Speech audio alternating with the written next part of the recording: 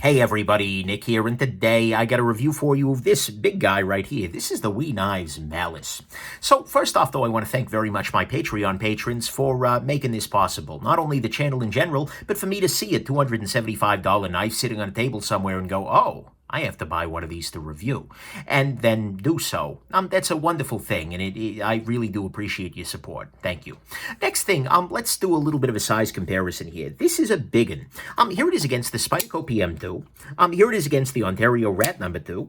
And so what we can see here is that this is large. And in terms of usable blade length, we are bigger than the PM2, and in terms of measured blade length, actually, we are slightly over the 3.5-inch line, depending on how much the cop dislikes you.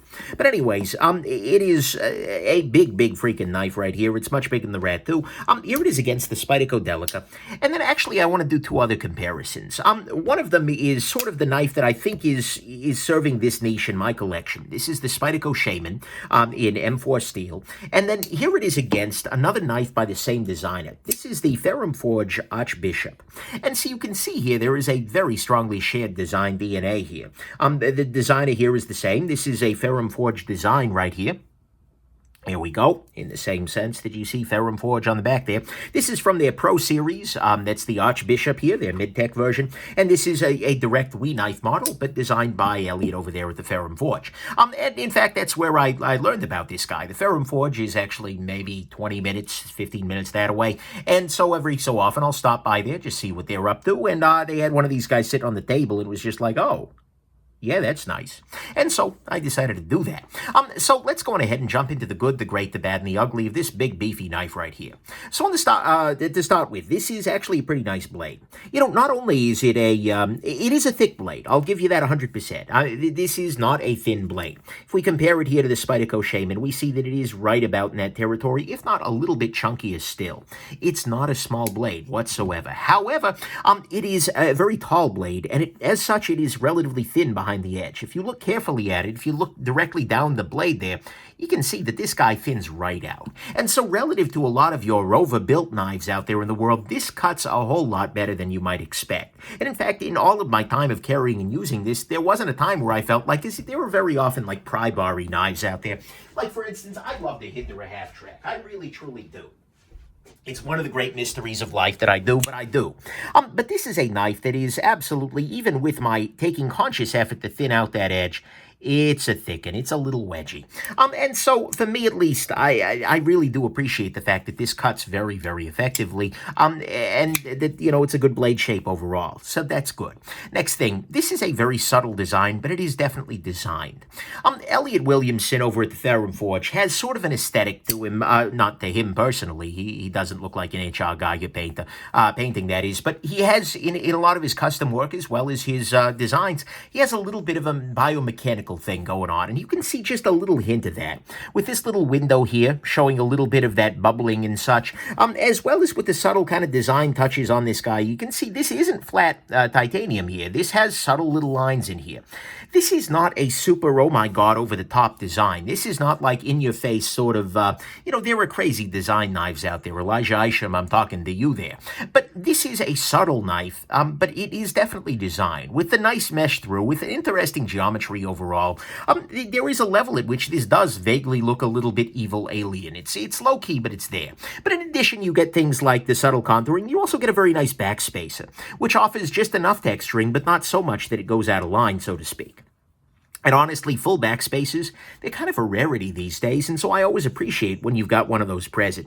And it's beautifully done inside the knife. If you watch this assembly, the fact that the backspacer abuts directly into a gap in the tight, oh man, that's good.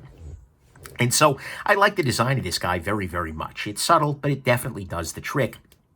And it is, if you look at this guy, you're like, huh, that's a Ferrum Forge. And I like that. Next thing, this says very good ergonomics. That's another thing that makes you think Ferrum Forge on this. Those guys know ergos. This guy fits beautifully in the hand, combined with a clip that is relatively well-rounded, but this just locks right in there. And with this big old finger choil here, Were they all that is big enough for any finger, even if you got big old Jimmy Dean sausages going on there.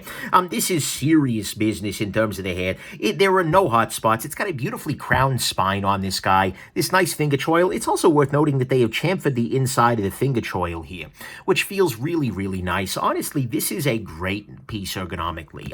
I like the Archbishop a lot in the hand as well, but I got to admit that this guy is even a little bit better because this extra height really helps to fill the hand well. This is a knife that really locks into the finger or into the hand, and especially with this flipper tab between your two fingers, you're not sliding, slipping in any direction. With all this is serious ergonomic design. I like this very much, and it's just great in that way. And the balance on it is awesome. It is a little further back than you might expect, but honestly, with the way that it works in the hand, and the thick blade here, it's lively, it's excellent. Ergonomically speaking, this is well done. And then finally, it's a wee knife, which means that generally speaking, it's beautifully made. Look, every element that they've set out to do here, they've done well. The grind is very nice. The blade finish is nicer than a lot of what they've been doing on wee knives lately, with an actual kind of satiny looking finish on here. You have all the usual lock bar insert over travel stop. The lockup on this guy is just awesome. Right at 50%, it is dead freaking centered, as a great detent, great action. Because of this big blade, it drops shut and bounces back out again. It's that, look, it's beautifully done. That's what wee knives does, but this is no exception. So to me, all of that is the good, is that it's beautifully made. It is really, really ergonomic. It has a subtle but pretty unmistakable, and I think well done overall design, and a very, very nice blade. On the great side, to me, this has a thunk factor. That's a weird thing to say, and I know what you're thinking, like, Nick, are you crazy? Well, yes, obviously. I'm wearing a Batman mask and reviewing a pocket knife. I'm nuts. We know this. But it has a serious feeling of, like, chonk to it. This is a big old guy right here. And you feel that at every step of the process. When you deploy it, you hear that? That's good. It's got that bank vaulty, like, crack, close sound to it.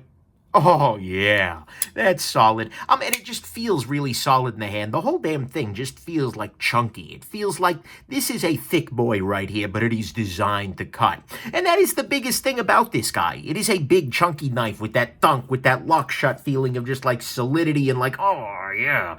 It's a weird thing. Oh, God, I'm strange. But anyways, but it still cuts. But it's still a good functional pocket knife. And so to me, what's great about this guy is that it has that thunk. It has that chunk. It has that wunk. I'm just going to keep on making up words that end with unk. Funk, no, that's a word, never mind. But at the same time, even though it is chunky, overbuilt, beefy, serious, but it still cuts things. It's still a great utility tool. And that's more than can be said than a lot of the chunky market out there these days in the knife world. So, to me at least, that's what's great, is the thunk factor combined with the fact that it's still a good knife. On the bad side, to start with, $275 is the price. It's not amazing. It's not bad. They're not ripping my face off, but I remember fondly the days that wee knife used to deliver values that were just like, oh my God. And mind you, this is pretty damn good, but I'd love to see that creep down a little bit. I'd like to see them be more aggressive in their pricing, because as other companies are starting to raise their standards, we is either going to have to go higher and higher up the scale, or start pushing that aggressive pricing again. So, that is what it is. Not the end of the world there. Next thing, this has very thick stock. Now, like I said, I just got done telling you that it cuts, that it's ground relatively thinly, so it doesn't matter that much. But there are going to be certain situations, particularly like Apple's a closed cell phone, where you're going to want a thinner blade, where that's just not going to be desirable. That's the nature of the beast, though, and with an edge this thin, I'm not going to complain too much, but it is something you keep in mind here. Next thing. The only real thing I complain about with the design here is the clip positioning. I tend to like when a clip is a little bit more canted off to the side. Like, for instance, it's a little bit more so on the Archbishop here, where you can see when this guy hangs vertically in the pocket, the whole thing is going to sit down here. Whole thing's going to sit off to the side. That means when you have that situation, the entire knife is going to be hanging off at an angle, which will make the flipper tab, the little pocket pecker here, which, by the way, is present. It's going to make that a whole lot more subtle. It's not going to make it hit the things in your pocket, etc. I do prefer a clip that's a little bit more canted off to the side. I feel like that, although ergonomically I can see it being a little challenging, and that's probably the reason they haven't gone otherwise. It is something I do miss, and it's something I might like to see them work on for a future iteration of this guy. But again, it's not a huge deal. Next thing, this is a big, beefy, what feels like hard to use sort of knife, knife, but it's running on bearings. In some ways, and I get it, WE hasn't ever, to my knowledge, done phosphor bronze washes. I think they've done actually, it's not true. They did it on some of their slip joints, but I've never seen a flipper on washes from WE. I would love nothing more than to see a beautiful, what's the term I'm looking for here? Like a Shabazz bushing style pivot with washes. Oh, that would be amazing. And I think this would be a good candidate because it would really increase its hard use credibility, so to speak, relative to doing the bearing approach. But so it's a little weird to have something that is big and chunky and beefy and overbuilt and running on bearings. I know that not everybody feels that way, and I'm really nitpicking here because I substantially love the design of this knife, but it is definitely something to consider. And then finally, it's a heavy one. I mean, what a shock, right? It's a big, beefy, overbuilt knife. It's going to be heavy. Whoa there. Sorry about that scale. We have 6.07 ounces for just over 3.5 inches of blade. Yep, that's a thick boy. 100% with a 2 capital C's there. This is a big, big, big freaking thick knife, and that's something you're going to want to consider. So, to me at least, that's what's bad here, is that it is a very heavy knife in the pocket. It is a little weird to have a beefy, harder use knife on bearings. I don't love the clip positioning. I'd love to see that canted off a little more to the side to disguise the pocket pecker, which is present. The stock on this is a little bit on the thick side, and at $275, the chonk ain't cheap. So, there you go. On the ugly front, honestly, there's nothing super ugly here. I mean, the weight could be, but that's what you're buying this for. At some level, that's the aesthetic, so I'm not willing to go quite that far, but, you know, consider that for yourself. Aside from that, though, nothing super ugly here. So, let's go into the final conclusion. And my conclusion here is that this is very much a targeted knife, right? This is a knife that is designed to hit a market. In fact, I asked Elliot over there, or maybe I asked Chris. Either way, I asked one of the forgers, hey, what's your situation with this? What's your goal for this knife particularly? And he said, oh, well, our goal here is to make something that is a little bit big. You know, WE Knives, it makes a bunch of China, and I'm paraphrasing here, but they make a bunch of knives that are relatively intricate, that are relatively svelte. He said he wanted to make a big old American sort of knife for him. And they wanted it. And you know what? Honestly, they nailed it. This knife is a bit, it's like, this is a big old freaking, it's called the Malice, and it shows. It is 100% a big, beefy, overbuilt, thick boy. However, unlike a lot of the knives in that sort of tradition, it is actually a really nice pocket knife, too, because it has a subtle yet pretty strong design. It's got great ergonomics, a good build quality, that serious thunk, and it cuts. And it cuts. And I'm going to keep saying that over and over again, but it's so important. If you're going to make something that's, you also need to make it a good tool. And this is absolutely 100% a good tool. Mind you, it is a bit pricey. It's not the choice for slicing thick material. The clip position ain't perfect. It's not the perfect choice for harder use, but most of all, it's heavy. But the thing is, that's the goal of it. It's a two-ton truck. It's not the kind of efficient sedan that I like going through my life using, right? And so, you know, at that level, that it is what it is. But the biggest thing for me, I keep coming back to this, is it's still a good knife. It's a silly thing to say, it really is, but it is a good knife. So many overbuilt knives fail at knifing. You get something that is a sculpture with a very strong aesthetic, a piece of modern art, if you will. But they're not actually real great pocket knives, but this is. And so it's a damn nice tool. Ultimately, my final conclusion is that I like it a lot.